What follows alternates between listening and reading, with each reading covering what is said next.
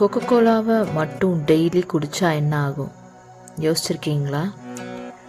ஒரு சிங்கிள் கேனில் 39 gram of sugar இருக்குது. ஸோ டாக்டர் சஜஸ்ட் படி நம்ம 3 லிட்டர்ஸ் வாட்டர் குடிக்கணும். ஸோ 3 லிட்டர்ஸ்க்கு 8 கேன் ஆஃப் கோகோகோலா நம்ம குடிக்கணும்.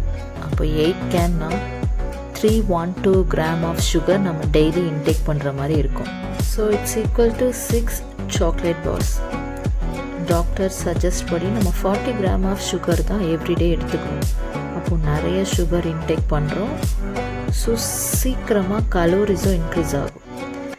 It would B 8,000 calories a week and it leads to a serious weight gain, tooth decay. The sugar breaks your enamel also. நம்ம daily Coke குடிக்கிறனால weight gain அதிகமாகும், tooth டிக்கே வரலாம். And இந்த sugar உங்களோட பற்களோட எனாமலை மொத்தமாக காலி பண்ணிடும். நெக்ஸ்ட் இதில் ஹை ஃப்ரக்டோஸ் இருக்கனால ஹை ஃப்ரக்டோஸ் கார்ன் சிரப் இது ஒரு main ingredient. So it cause fatty liver. இது அதிகமாக நம்ம எடுத்துக்கிறனால பொட்டாசியம் டிஃபிஷியன்சி வரும். சீக்கிரமாக அடிக்கடி மயக்கம் போட்டு விழுகிற மாதிரி ஒரு நிலைமை வரலாம். அப்புறம் உங்களோட ஹார்ட் ரேட்டில் ப்ராப்ளம்ஸ் வரும். டைப் 2 டயபிட்டிஸ் வரலாம், கிட்னி ப்ராப்ளம்ஸ் வரலாம்.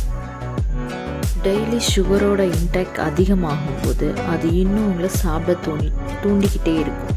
ஸோ வெயிட் கெயின் ரொம்ப அதிகமாகும்.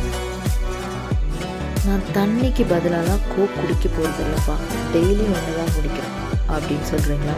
டெய்லி ஒன்று குடிக்கும்போது வாரத்துக்கு 7 கோக் ஆகுது அப்படின்னு பார்க்கும்போதும் இதோட கவுண்ட் அதிகம் தான். So reduce intake of Coke always.